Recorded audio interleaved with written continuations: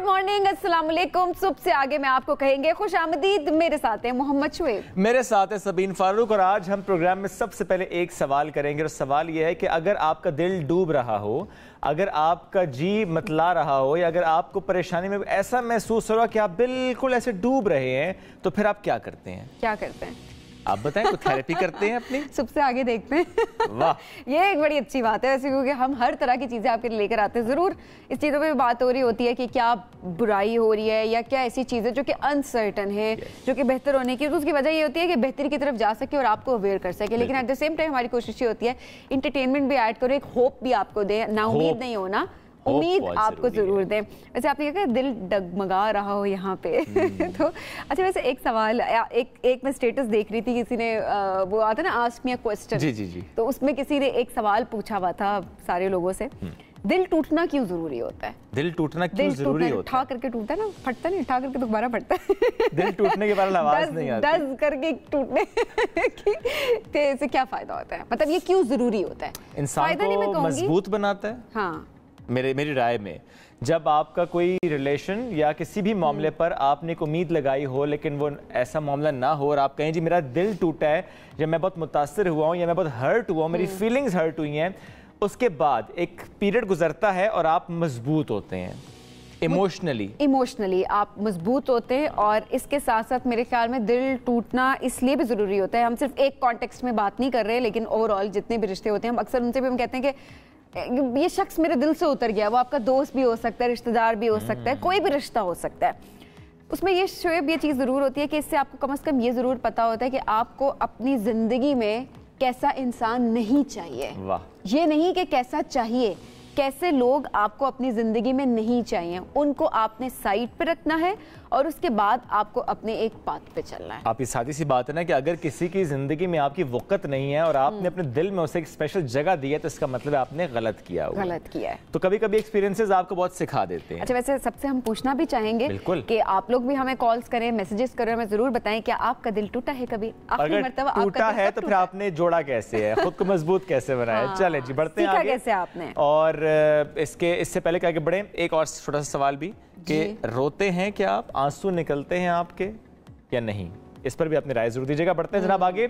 और इस वक्त जो तूफान, हमने तो बात की ना दिल के तूफान की, लेकिन जो इस वक्त एक ऐसा तूफान जिसका खतरा मंडला रहा है हमारे इस खित्ते पर, उसकी बात कर लेते हैं। बायपरजॉय की बात कर लेते हैं। बहरा अरब में मौजूद समुद्री तूफान बायपरजॉय, शिद्दत इसमें थोड़ी सी कह रहे हैं कुछ कमी आई है, लेकिन जो रुख है इसका बदस्तूर पाकिस्तान और भारत के साहिली इलाकों की जानिब है। 15 जून ये कहा गया कि दोपहर तक सिंध में केटी बंदर से टकरा सकता है। इसकी वजह से कराची में सजावल, बदीन, ठट्ठा और आसपास के जो इलाके हैं, जो शहर हैं, वहाँ पर कहा यह जा रहा है कि 400 मिलीमीटर बारिश हो सकती है। और कल सिंध हुकूमत की तरफ से कहा गया कि आधे घंटे में 60 मिलीमीटर बारिश हो सकती है, जो कि क्लाउड बर्स्ट वो कहते हैं कि फिनोमेना हो सकता है। अब मुख्तलिफ इलाकों में अर्बन फ्लडिंग का जो खतरा है, इस पर आज हम बात कर लेते हैं। प्रोग्राम में ज्वाइन करें चीफ मेट्रोलॉजिस्ट सिंध सरदार सरफराज साहब। सर बहुत शुक्रिया, आपने वक्त दिया।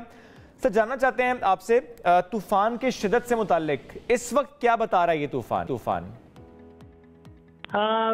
उसमें फासला कुछ कमी आई है। इसमें अभी 4 से 70 किलोमीटर है कराची के जनूब में, और ठट्ठा से 460 किलोमीटर बनता है। शिद्दत में भी उसकी कुछ कमी आई है कदरे। पहले यानी वो रात तक तो एक्सट्रीमली सीवियर उसमें था, एक्सट्रीमली सीवियर साइक्लोनिक स्टॉर्म, और अभी वेरी सीवियर है। इसका मतलब ये है कि कोई 20 से 30 नॉटिकल माइल विंड की स्पीड कम हुई होगी और उसकी शिद्दत में थोड़ी सी कमी आई है। और लेकिन आगे जो बढ़ेगा शुमाल की तरफ और फिर शुमाल मशरिक की तरफ, कल से शुमाल मशरिक की तरफ उसका रुख होगा, तो इसी एक्सपेक्टेड ये है कि इसी इंटेंसिटी के साथ यानी बतौर वेरी सीवियर साइक्लोनिक स्टॉर्म वो इंडियन गुजरात कोस्ट को, हमारे केटी बंदर और गुजरात के दरमियान किसी जगह पर हिट करेगा। ठीक है सरफराज साहब, ये तो आपने बता दिया कि किन किन एरियाज को अभी खतरा है, लेकिन उसके साथ ये भी पूछना चाहेंगे कराची को इस तूफान से कितना खतरा है? तूफान के डायरेक्ट तो कराची को टकराने का खतरा नहीं है, ये दूर से निकलेगा, लेकिन जाहिर है कि उसका फैलाव इतना होता है, उसका घेरा इतना है कि 200 से 300 किलोमीटर तक उसका क्लाउड मास की एक्सटेंशन होती है। तो उस पूरे एरिया में 300 किलोमीटर के अंदर अंदर जहाँ से वो गुजरेगा उसके चारों तरफ 300 किलोमीटर के अंदर अंदर आंधी भी चल सकती है, बारिश अच्छी खासी तेज बारिश भी हो सकती है। तो कराची में भी एक्सपेक्टेड है कि 15 और 16 को तेज बारिश हो सकती है और आंधी भी चल सकती है। कल ही हो सकता है आंधी चल जाए, उससे पहले ही 14 तारीख को। और इसी तरह से सिंध के जो दूसरे अजला हैं, ठट्ठा, सुजावल और मीरपुर खास और बदीन, थरपारकर, उमरकोट, उन सब अजला में तो बड़ी मूसलाधार बारिश है और बहुत शदीद आंधी चलने का वहाँ पर से खतरा है। और जब बारिश की हम बात कर रहे हैं सरदार साहब, तो क्या क्लाउड बर्स्ट का फिनोमेना कंसीडर किया जा सकता है? जिस तरह कल सिंध गवर्नमेंट की तरफ से कहा गया कि आधे घंटे में 60 मिलीमीटर बारिश का हो जाना क्लाउड बर्स्ट है, आपकी राय चाहिए इस पर।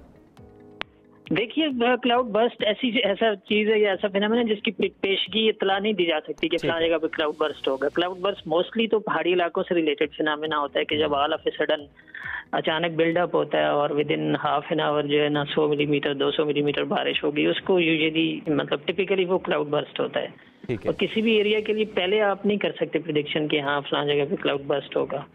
तो ये तो साइक्लोन की वजह से जितनी बारिशें हैं, तो मोर देन क्लाउड बर्स्ट है, इसमें तो क्लाउड बर्स्ट पीछे रह जाता है, इसमें तो बहुत ज्यादा बारिशें मुतवक्के आप उसकी तवक्को कर सकते हैं। ठीक है। और इस तूफान से मुताल्लिक जब आपने इनिशियली कहा कि इसका रास्ता, जिस पर आपने प्रेडिक्शन है कि वो रास्ता थोड़ा सा बदलना है, इसने जरा हर आवर में चीज़ें सामने आ रही होती हैं, तो रास्ता बदलने से मुतालिक आपकी रीडिंग क्या बता रही है? क्या ये मुमकिन है कि रास्ता यकसर बदल ले, जाके जो चीज़ें एंटिसिपेट की गई हैं कि यहाँ से गुजरेगा और यहाँ पे टकराएगा, अभी तक चीज़ें वैसी नजर आ रही हैं? की विंड्स होती है ना बेसिकली जो इसको स्टीयर कर रही होती हैं, अभी डोमिनेंट विंड्स ऐसे ही हैं कि जो इसको इधर नॉर्थ ईस्टवर्ड ही ड्रिफ्ट करेंगी। बेसिकली इसके जिस जहाँ साइक्लोन मौजूद है समंदर के अंदर, उसकी राइट साइड पे यानी इंडिया के ऊपर एक हाई प्रेशर है या स्टीयरिंग फैक्टर है, स्टीयरिंग विंड है। दूसरी उधर अरेबियन पेनिनसुला पे स्टीयरिंग विंड है।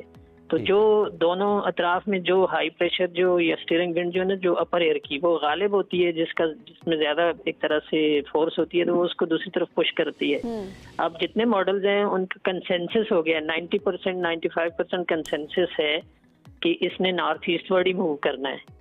सरफराज साहब, जैसे कि आपने पहले भी बताया कि आप मॉनिटर कर रहे हैं, आपकी टीम घंटे बाद इसको देखा जा रहा है, इसकी रीडिंग को बार बार बताया भी जा रहा है, और आपने कहा कि शिद्दत में कमी भी आ रही है, लेकिन क्या आइंदा आने वाले कुछ घंटों में इसकी शिद्दत में कमी आ सकती है? क्या ये मुमकिन है? पहले एक्सट्रीमली सीवियर था, अब वेरी सीवियर है। अब आगे कल मतलब अगले 2 दिन है, 15 तारीख को इसने एक तरह से टकराना है, 15 तारीख की नून या आफ्टरनून में किसी वक्त। तो इस दौरान में शिद्दत में कोई खातिर खा कमी नहीं आने वाली, इसलिए कि जो सपोर्टिंग फैक्टर्स हैं, सी सरफेस टेम्परेचर होते हैं 29 से पहले 30 से 32 की रेंज में चल रहे थे, जहाँ पर ये नीचे था। अभी जब ऊपर आएगा नॉर्थ ईस्ट अरेबियन सी में, तो कल के बाद ये उस रेंज में है कि अब 29-30 टेम्परेचर 2 डिग्री टेम्परेचर समझ लें कम है। तो इस लिहाज से कुछ शिद्दत में कमी आ गई है इसके। और इस तरह से जो दूसरी फैक्टर्स हैं वो यानी कुछ ड्राई एयर इसमें इंक्लूड हो जाए ऊपर से, तो कुछ मॉइस्चर कम कर दे, तो इस तरह से उसकी शिद्दत में कमी कुछ आ चुकी है। हो सकता है थोड़ी सी और भी कमी आ जाए, लेकिन स्टिल इतनी फोर्स होती है साइक्लोनिक स्टॉर्म की, सीएस से टकराए तो भी 50 more than 50 knots wind produce कर सकता है, यानी 100 किलोमीटर के करीब।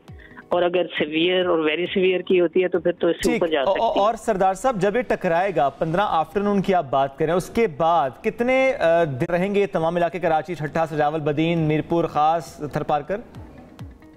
3 से 4 दिन कम से कम है। कराची में 14, 15, 16 और बाकी जो शहर है वहाँ तो 17 तक इम्कान है। और बिल्कुल आखिर में जो थरपारकर डिस्ट्रिक्ट, उमरकोट डिस्ट्रिक्ट है, वहाँ 17 की शाम, यानी कम से कम 4 दिन तक ज़ेर सिंध के जितने भी अजला हैं, ठट्ठा से लेकर थरपारकर तक, ये तमाम 4 दिन तक इसकी बारिशों की जद में और तेज आंधी की जद में रहेंगे। बहुत शुक्रिया सरदार सरफराज साहब साथ मौजूद थे और इस तूफान से मुतालिक हमसे गुफ्तगू कर रहे थे। हमारे नुमाइंदे सिप्ते हसन ज्वाइन कर चुके हैं सीव्यू से।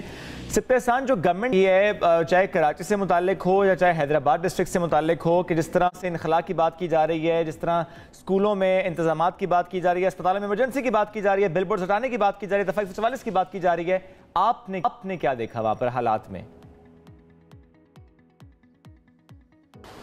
बिल्कुल शुएब, हम लोग इस वक्त हॉक्स पे पहुंच गए हैं, सीव्यू, क्योंकि ऐसा मकाम है कि जहां पर इतनी ज़्यादा लोग क्राउडेड ज़रूर होते हैं, लेकिन वहां पर जी जी, क्योंकि जो सी व्यू है उस मकाम पर यूजुअली जो है जो घर हैं वो कुछ दूर हैं साहिल से, लेकिन यहाँ जो आबादियाँ हैं हॉक्स बे में वो ज़्यादा करीब हैं। जैसे कि माड़ीपुर से आने वाले जो भी लोग हैं वो यहाँ पर आकर बसते हैं, हॉक्स बे और दीगर जो अब्दुल रहमान कोट और दीगर जो मकामात हैं। तो यहाँ पर हम देख रहे हैं कि दफ़ा 144 का खुसूसी तौर पर नफाज जो है उसको यकीनी बनाया गया है। पुलिस की जानिब से जो सिर्फ यहाँ के मकामी हैं उनको अंदर आने को छोड़ा जा रहा है, और कल से जो है मजीद जो मेजर्स हैं वो लिए गए हैं। खासतौर पर जो बिल्कुल करीब रहने वाली आबादियाँ जो पानी के बहुत करीब हैं उनको फौरी तौर पर यहाँ से उनका इनखला मुमकिन बनाया जा रहा है। कुछ लोग वॉलंटरीली निकलने के लिए अपनी जो आमादगी है वो जाहिर कर रहे हैं, लेकिन कुछ लोग जो हैं उनकी जानिब से कहीं ना कहीं थोड़ा सा हिचकिचाहट का वो शिकार है कि जब तक तूफान नहीं आता तब तक वो एटलीस्ट अपने घरों में रहना चाहते हैं। तो हम यहाँ पर देख रहे हैं कि जो माहीगीर खास तौर पर हैं वो अभी तक अपने जो यहाँ पर हट्स हैं उनके अंदर ठहरे हुए हैं और वो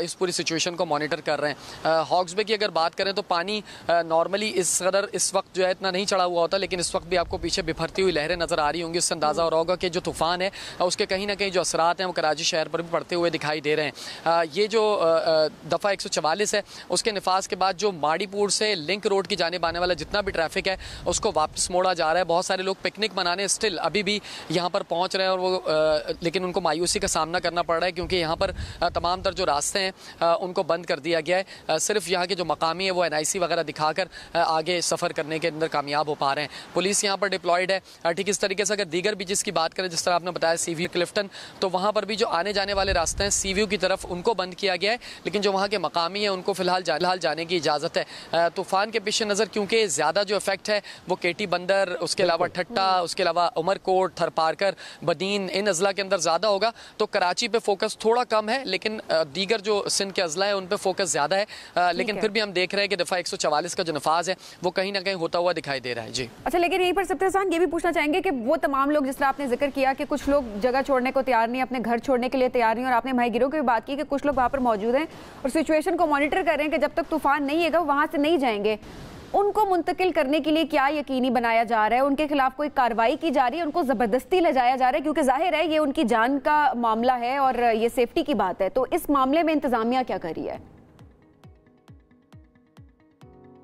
बिल्कुल, देखें सबीन, इशू ये होता है कि ये जितने भी लोग हैं इनके लिए कोई मुतबादिल जगह मौजूद नहीं है। फ़िलहाल हमने जितनी भी जगहों पर यहाँ पर विज़िट किया है कोई ऐसी जगह नहीं है कि इनको यहाँ से उठाकर फ़ौरी तौर पर वहाँ मुंतकिल कर दिया जाए। तो लाजमी तौर पर उनके घर हैं, उनकी तमाम तर चीज़ें हैं, और उनका ये कहना भी है, कुछ यहाँ पर जो माहीगीर हैं हमारी उनसे बात हुई, उनका कहना है कि नॉर्मली जुलाई, जून, अगस्त के जो महीने हैं इनमें समंदर वैसे भी चढ़ा होता है और वो नॉर्मली इस हालात में रहने के आदी हैं। नॉर्मली अगर बात करें तो जून से ये सिलसिला शुरू हो जाता है और अगस्त 15 तक जो है ये सिलसिला जारी रहता है और उनको इतने ही चढ़े हुए समंदर का सामना करना पड़ता है। तो वो इस हालात में भी यहाँ रहते आए हैं माजी में भी, और अभी भी वो उसमें रहने के काबिल हैं। अलबत्ता इंतजामिया की जानिब से फिलहाल जो आम शहरी हैं उनको तो हॉक्स बे आने से या दीगर जो पिकनिक पॉइंट्स से आने से रोका जा रहा है, लेकिन पॉइंट्स पर नहीं जाने दिया जा रहा है। इफ्तिज़ान, दो बातें, एक कराची से मुताल्लिक़ जो कहा जा रहा है कि तेज़ हवाएं चलेंगी, आंधी का खतरा, ऐसे में बिल बोर्ड से गिर जाना, वो दरख्त जो कि नुकसान पहुंचा सकते हैं गिरकर, उनके हवाले से क्या किया गया है? और फिर अगर हम केटी बंदर की बात करें, हम ठट्टा की बात करें, सजावल की बात करें, या उन जजीरों की बात करें जहां पर लोग बसते हैं, उनके लिए क्या किया जा रहा है? देखिए शोएब, मैं नॉर्थ कराची में रहता हूँ। नॉर्थ कराची से रोज़ आई चंडीगढ़ रोड का सफ़र करता हूँ और अपने दफ्तर आता हूँ। मुझे पूरे रास्ते में कहीं पर भी बिल बोर्ड्स हटे हुए नहीं दिखाई दिए, यानी कि उसके खिलाफ कोई कार्रवाई नहीं हुई। इसी तरीके से दरख्तों की अगर बात करें तो उनकी छटाई या कटाई के हवाले से हमने कोई भी ऐसा इंतजाम होता हुआ नहीं देखा। इसके हवाले से नोटिस जारी कर दिए जाते हैं, इंतजामिया को कह दिया जाता है, शायद वो कागज़ों की हद तक तो होता है, लेकिन नॉर्मली हमें जो ग्राउंड पर जो रियलिटी है वो होती भी नहीं दिखाई देती। तो बिल बोर्ड्स के हवाले से फ़िलहाल कोई हिकमत अमली इंतजामिया की जानिब से नहीं बनाई गई, बल्कि ये तो अदालत की जानिब से भी पहले भी कहा गया है कि बारिशों से कबल इसके हवाले से मरबूत हिकमत अमली बनाई जाए, लेकिन हमेशा जो है वो बिल बोर्ड्स उसी जगह नज़र आते हैं, बल्कि उसमें इजाफा होता हुआ हमें खासतौर पर ज़िला वस्ती और अतराफ़ के जो अजला हैं उसके अंदर इजाफा होता हुआ यौमिया बुनियादों पर हमें दिखाई देता है। ठीक इस तरीके से दीगर हिकमत अमली की जिस तरह आपने बात की, तो सिर्फ और सिर्फ साहिल से रिलेटेड जितनी भी एक्टिविटीज़ हैं उनको तो किसी हद तक कंट्रोल किया गया है, लेकिन शहर के इन बिटवीन द सिटी कोई ऐसी खास हिकमत अमली जो है वो गवर्नमेंट की जानिब से अपनाते हुए दिखाई हमें नहीं दी जा रही है। जी ठीक है, सिफ्ता हसन, बहुत शुक्रिया, आप अपडेट कर रहे थे। इस वक्त वहाँ पर क्या है दफ़ा 144 का नफाज है जिस पर इतलाक होता नज़र भी आ रहा है, लेकिन एट द सेम टाइम ज़रा भी 2 दिन है, इसमें देखना होगा किस तरह से इंतज़ामिया हरकत में आती है। अगर बिल बोर्ड्स की बात की गई है तो सिर्फ एक लेटर की हद तक ना हो, सिर्फ अहकामात की हद तक ना हो, बल्कि वाकई वो बिल बोर्ड्स जो कि ख़तरा हो सकते हैं उनको हटाया जाए और अपना भी ख्याल रखें। लोग मुंतकिल यकीनन जिस तरह से अभी हमारे नुमाइंदे भी यही बात बता रहे थे कि लोग आदी हैं इस तरह की सिचुएशन में रहने के, लेकिन इस मरतबा बताया जा रहा है कि तूफान जो है वो सख्त है और इससे खुदा न खास्ता कोई जानी या ज्यादा माली नुकसान भी हो सकता है। शायद से भी वजह ये भी है, चूंकि जरा हम हॉक्स बे की बात अगर करें तो हम चूंकि दूसरी साइड केटी बंदर, सजावल, ठट्ठा बदीन की अगर बात करें वहाँ खतरा चूंकि ज्यादा है तो वहाँ पर ज्यादा काम होने की जरूरत है। जो जजीरे उस तरफ हैं जहाँ पर लोग रहते हैं उनका वहाँ से इनखला बहुत जरूरी है। ऐसे में अगर सिर्फ ये कह दिया जाए कि स्कूलों में छुट्टियां हैं, स्कूल हैं, हमारे पास इंफ्रास्ट्रक्चर है, वहाँ पर ठहरा लेंगे, तो फिर इससे पहले कि देर हो जाए, इससे पहले कि तूफान टकरा जाए, इससे पहले किसी की जान खुदा ना खास्ता चली जाए, बहुत बेहतर है कि पहले से इनखला किया जाए, वहाँ पर जाकर उनसे बात करके, चूंकि घर छोड़ना सबसे मुश्किल काम होता है, अपनी छत छोड़ना सबसे मुश्किल काम होता है। ऐसे में उनको ये अगर कहा जाए कि आपने घर छोड़ना है लेकिन कहाँ लेकर जाएंगे, कैसे रखेंगे, तो फिर वो नहीं, उनको पता नहीं है कि वहाँ से निकल के उन्होंने कहाँ जाना है, तो अपने घर से कोई क्या निकलेगा। खैर इसके इंतजाम करने की बहुत ज़्यादा ज़रूरत है। लेकिन शोएब, अब जिस तरह से बारिशों का सिलसिला भी शुरू होने वाला है तो इसमें मतलब सिर्फ हम इन इलाकों के तूफान की तो बात करें, लेकिन ओवरऑल पाकिस्तान में भी देखा जाए तो वो कुछ ना कुछ हम देख रहे होते हैं। मानसून की जब बारिशें हो रही होती हैं तो सैलाब का खदशा बढ़ भी अभी तो देखिए प्री मानसून की हम बात करें सभी, तो ऐसे में मौसम कैसा है? अगर हम इस्लामाबाद की बात कर लें तो इस्लामाबाद में जो कम से कम दर्जा हरारत आज है वो आप बताएंगी वहां जाकर जाहिर है। बताती हूँ जनाब मौसम का हाल। इस्लामाबाद की बात करते हैं जी। इस्लामाबाद में कम से कम जो है वो 26 डिग्री सेंटीग्रेड है और ज़्यादा 37 डिग्री सेंटीग्रेड रहेगा और हल्के हल्के बादल हैं यहाँ पर। लाहौर में कम से कम 28 और ज़्यादा 41 डिग्री सेंटीग्रेड रहेगा। कराची में कम से कम 30 और ज़्यादा 37 डिग्री सेंटीग्रेड रहेगा। पेशावर में कम से कम 28 और ज़्यादा 40 डिग्री सेंटीग्रेड रहेगा। कोयटा में कम से कम 19 और ज़्यादा 34 डिग्री सेंटीग्रेड रहेगा। ये है जनाब मौसम का हाल। और अब कल हमने कहा था कि सिर्फ सूरज चमक रहा है, लेकिन अब देखें किस तरह से अनप्रिडिक्टेबल होता है वेदर, कि अगले दिन पता नहीं होता क्या हो। तो आज ज़्यादातर इलाकों में हमने देखा है कि बादल छाए हुए हैं। अब अल्लाह करे कि बादल जो छाए हुए, मौसम ज़रा अच्छा ही रहे, चूँकि जब हम मौसम की बात करते हैं ज़रा जो सदर्न पार्ट है इस वक्त उस पर पहले हमने डिटेल से बात की है, वहाँ ख़तरा चूँकि ज़्यादा ऑलरेडी है। लेकिन नॉर्थ की बात करें तो यहाँ पर अगर या सेंट्रल पंजाब की बात करें या पूरे पंजाब की बात भी करें तो यहाँ पर गर्मी है, तो इसलिए थोड़ी बारिश हो जाए तो बेहतर है। बेहतर है रहमत और जहमत ना हो, रहमत हो, क्योंकि वो अब जाहिर है जिस तरह के हालात हो चुके हैं उस टाइम में आप फिर रहमत की दुआ मांगे, जो भी हो बस रहमत हो, रहमत की बारिश।